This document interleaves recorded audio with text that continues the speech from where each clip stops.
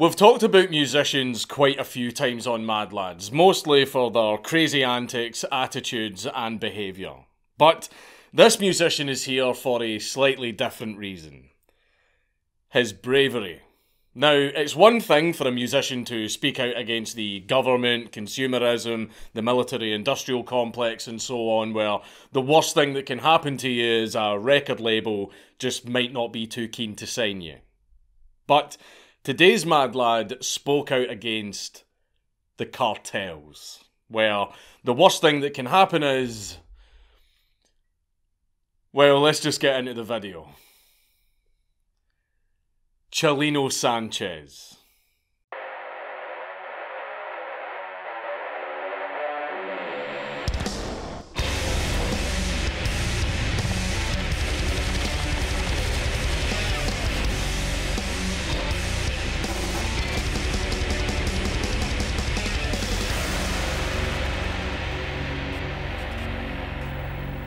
Please leave a like and a comment on this video because it really helps me in the algorithm.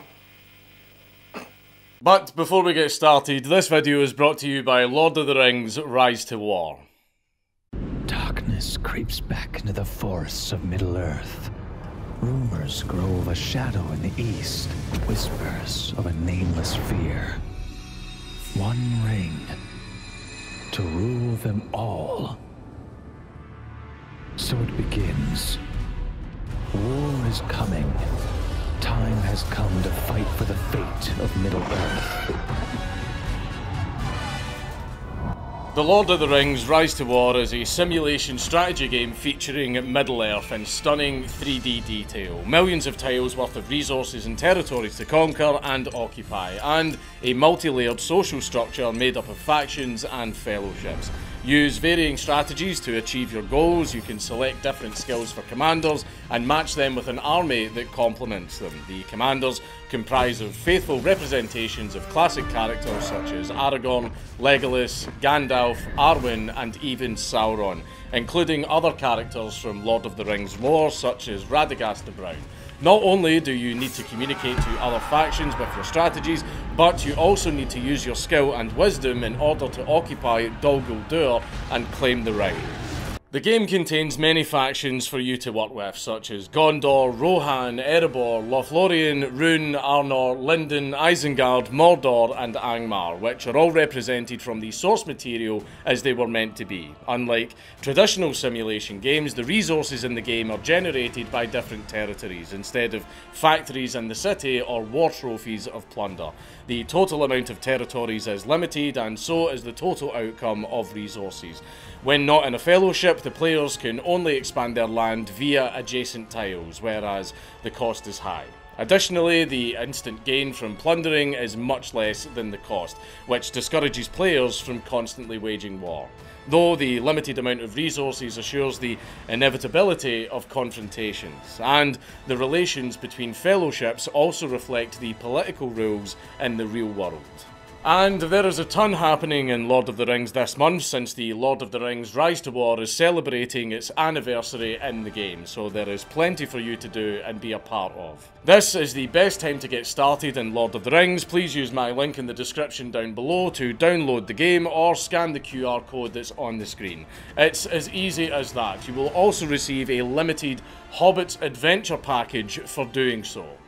New sponsor, plus it's Lord of the Rings. Show them some love. Click the link. Rosalino Sanchez Felix was born on the 30th of August 1960 in Culiacan, Mexico, as the youngest of 7 children, and he lived on a small ranch named Rancho Las Flechas, or Fleches, or Flejas, I've absolutely no idea, and I don't care to find out.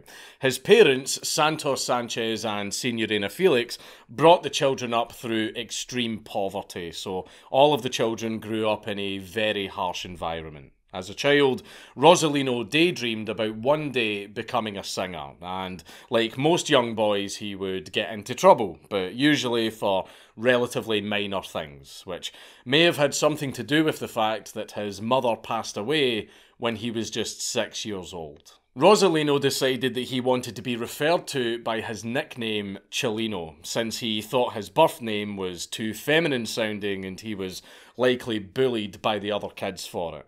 The ranch that Chalino was brought up on was no stranger to criminals passing through, since the road nearby was used for drug trafficking. He would regularly see armed men on motorbikes and men guarding large trucks which were keeping an eye out in the territory, likely for rival gangs. A lot of these men were seen as heroes by the locals because for some of the locals, the only way for them to make some decent money was to work for the drug runners. Chalino and his siblings seemed to turn out okay despite their tough upbringing, but where there is poverty, there is always crime, and people in the area that were willing to take advantage of others. There are also those that like to come and mess with people that they see as lesser than them.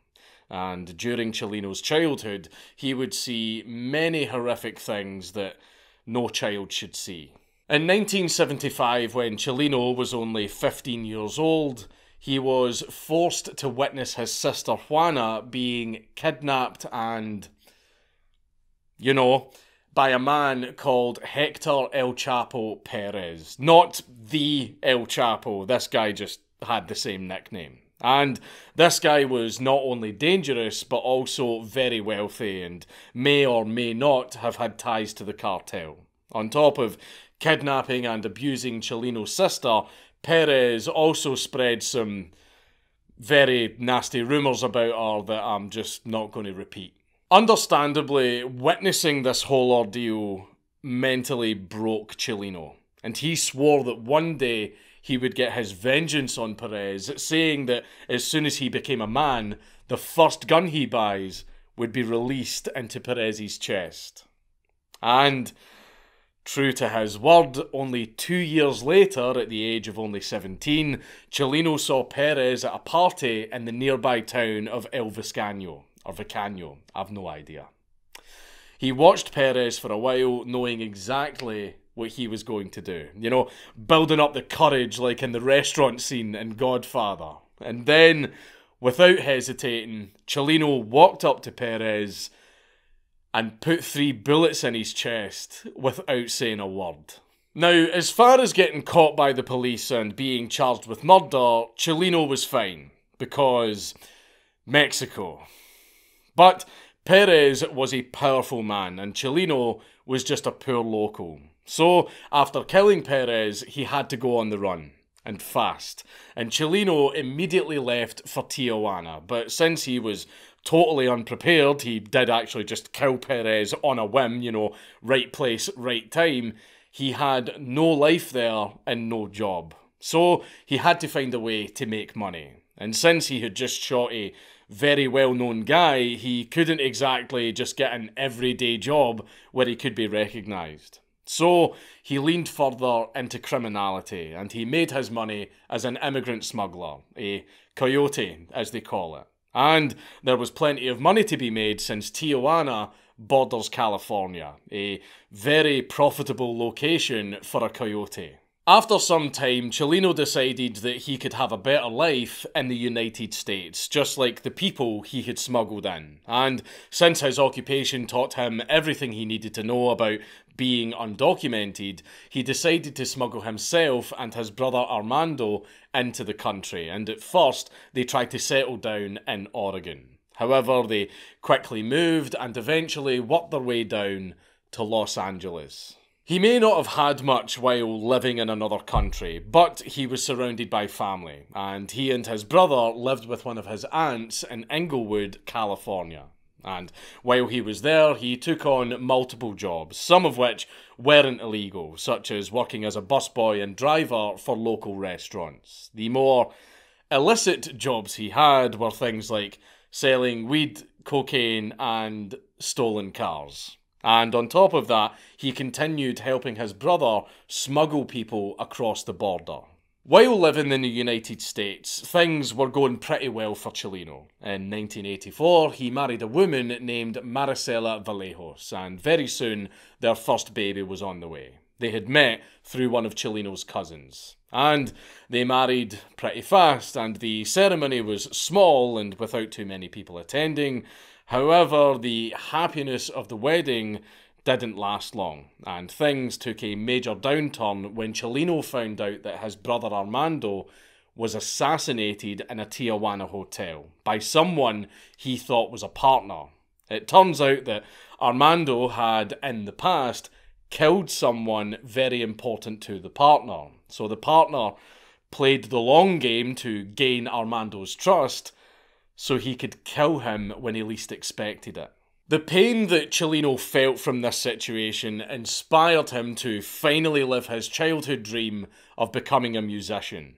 Chalino wrote his first corrido to preserve his brother's memory. He based the song on the event and the reasoning behind his death. And he also wrote another song about his own escape after the murder of Perez. Unfortunately, things went from bad to worse for Chalino, as he was arrested, possibly due to evidence found by the police in connection with his brother's people smuggling operation, as well as other illegal activities. Though, luckily for Chalino, it was mostly petty crimes. Chalino was sentenced to serve 8 months behind bars at Tijuana's La Mesa prison, and since there isn't much to do in jail, he turned to his love of music and he started to write songs about the life and crimes of other inmates. And one of the ways to do that was to memorialise their stories in a corrido, something that people would actually pay a commission for. This music was composed to tell the stories of both heroes and bandits. It told stories about real killings and the cartel's drug business, and the content of the songs were actually pretty horrific, though you wouldn't think that to listen to them. You know, he's singing about things like drug mules, standoffs, the Mexican Revolution, gambling, serial killers, and murders, as well as murder-suicides. Which is kind of strange because if you don't speak Spanish and you're listening to the songs, it does not sound like that's what he's singing about. The stories that Chalino told in his music were all based in northern Mexico, and anyone from there would be able to relate to the songs completely. Though Chalino did have a softer side, and he wrote some more positive romantic songs which were a lot more marketable. But the songs about crime, yeah, not so much, since record labels knew that when it came to anything to do with the cartel, it was a lot better if you didn't get involved and just kept your mouth shut. But the inmates who heard Chalino's corridos liked them so much that Chalino started to make a small amount of money from writing them after the inmates commissioned him to write songs that praised their crimes. And because of these songs, Chalino was gifted with jewellery and even guns. Guns in Mexican prison? Yes, there are guns in Mexican prisons. Chalino ended up getting involved with some powerful criminals, many of whom were rivals. Chalino didn't pick sides, but in the cartel business, you don't really have that option. A group known as Los Cuatro de la Frontera, or the Border Four in English, encouraged Chalino to go to a recording studio to show them what he could do. So Chalino went to San Angel Records in Los Angeles. Is it San Angel? Is it San Angel? I don't know, and I don't care. With a bunch of songs he had written. At first, they wanted one of their own singers to cover Chalino's songs, but since their singer cancelled, Chalino would sing them himself, which is what he wanted to do in the first place. The audition was a success, and they loved his music, despite the fact that he was slightly out of tune. Chalino's singing quickly improved though, and throughout 1989, Chalino recorded 15 songs for his first cassette tape titled El Bandido Generoso, or The Generous Bandit. He had both the talent and the product, but without any promotion, he had to resort to selling his tape to people from the boot of his car. Not exactly a big money maker. Besides keeping tapes in his car, he also stored them at local businesses so he could access them whenever he needed them. He still, however, lacked the help to get his name out there. So he met up with a man named Pedro Riviera to discuss recording through his label, since it would be much cheaper to record with him and it would help him reach a wider audience. And this is where the narco corridos genre was born.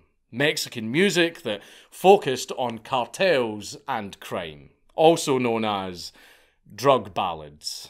Working under Pedro's label was a huge success, and Chalino's name had spread throughout Los Angeles. Promoters everywhere wanted Chalino at their clubs, bars, and other venues. But it's sometimes better to be financially comfortable and barely known than rich with everyone knowing your name. Because your name can end up in the ears of people that you want nothing to do with. People like cartel bosses, who Chalino was unintentionally exposing through his drug ballads he was singing every single night. On the 25th of January 1992, Chalino was booked to perform a couple of shows in the city of Coachella. His 10 p.m. gig would be in front of a massive audience of around 400 people at Plaza Los Arcos, which was a lot higher than the actual capacity for the venue. Chalino was wearing a Texan hat with snakeskin boots and a sash pistol, all of which became hallmarks of fashion for his fans. After a couple of hours of taking song requests from the crowd, a 32-year-old local junkie and unemployed mechanic named Eduardo Gallegos jumped onto the stage while high off his nut on heroin and alcohol, and via smackhead logic, he decided it would be a great idea to point his gun at Chalino. So Chalino, as anyone else would do, immediately pulled his own pistol and started shooting. Gallegos shot Chalino twice, with one bullet hitting him in the lung and another stray bullet went into the thigh of the band's accordionist. However, Chalino's returning fire completely missed Gallegos and hit someone else. A bullet had hit an innocent 20-year-old named Claudio Rene Carranza, and it hit him in the leg and severed his femoral artery. Some of you may already know this, but if you are bleeding out from your femoral artery, you've got a few minutes.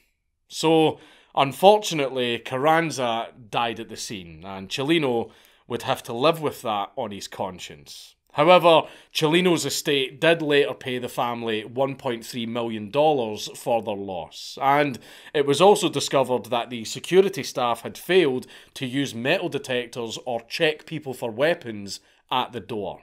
During the shooting, the crowd of 400 people started panicking, as you would expect, and people were trampling each other to try and escape, and also more gunshots were heard coming from within the scattering audience, and 11 people in the crowd were injured.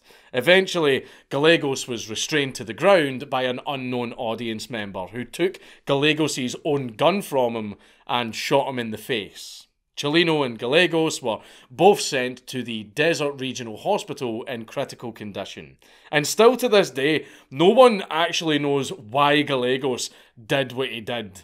It could maybe have been cartel related, but it was most likely due to the fact that he was just on a heroic amount of drugs. Chalino spent 11 days in a hospital bed and was discharged without being arrested because his actions were self-defense. But he would still have to live with the memory of killing one of his young, innocent fans. And since Gallegos was shot in the face, you would expect him to be dead, but no, he actually survived, and he was sentenced to 15 years in prison for attempted murder and reckless manslaughter.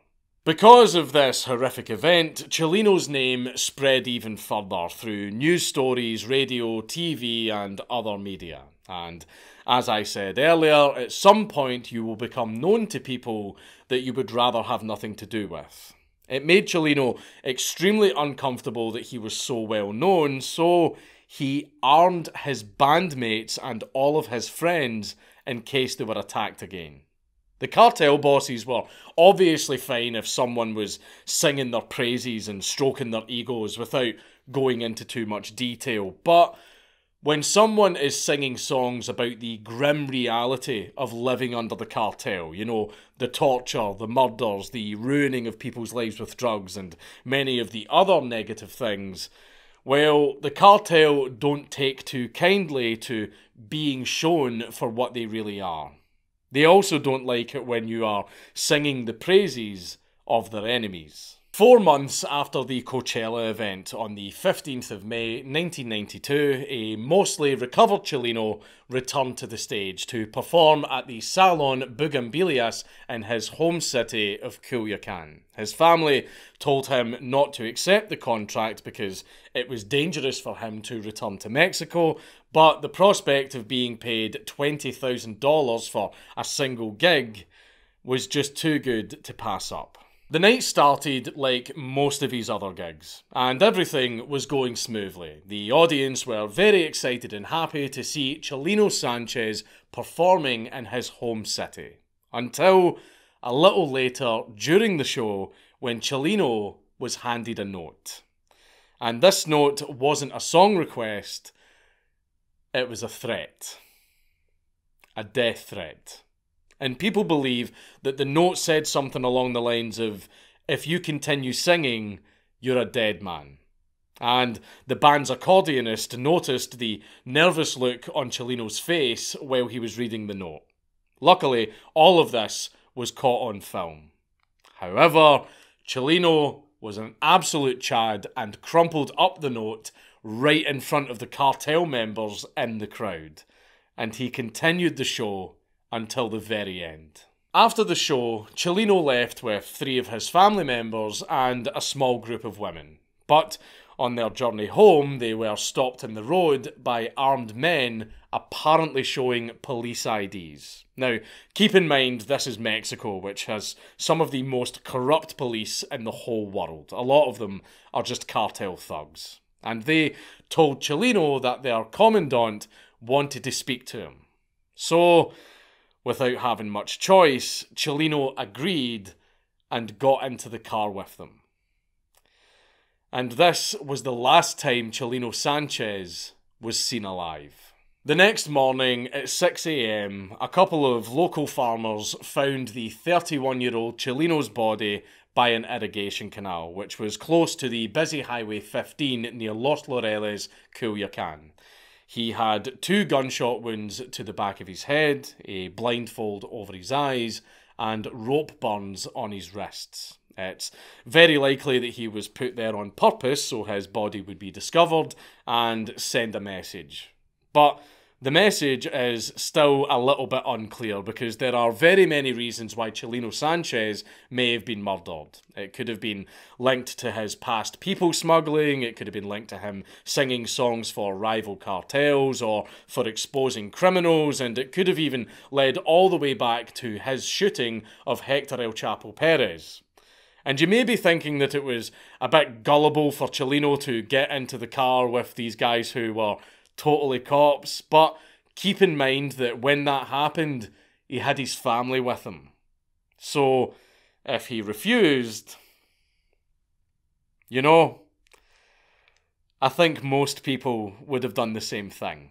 Chalino's son, Adan, went on to become a successful artist in his own right in the footsteps of his father, but his life was cut short at the age of 19 in 2004, where he was killed in a car accident. Suspiciously, he died in the same Mexican state as his father, which has caused some people to believe that he was also murdered by the cartel. And it's not too far from reality because cartels do often target family bloodlines, but this hasn't been confirmed. Chalino's legacy, however, is not completely over because he is survived by his daughter Cynthia. After his death, Chalino Sanchez was dubbed the King of the Corridor, and he still has fans worldwide. Even today, his music has been streamed millions of times. Like with most artists, Chalino became more popular and famous after his death. Chalino is another cautionary tale of why you shouldn't get involved with the cartel, even in a passive role. But at least he stuck by the words of his songs, and the show went on. He used his voice as a weapon, both for and sometimes against the cartel, and unfortunately, he paid the price. But his songs are still out there and being listened to by very many people. Mostly because his death made his music far more popular. So, when you think about it, the cartels just made things worse for themselves. It's Count Dankula on YouTube! Everybody just subscribe!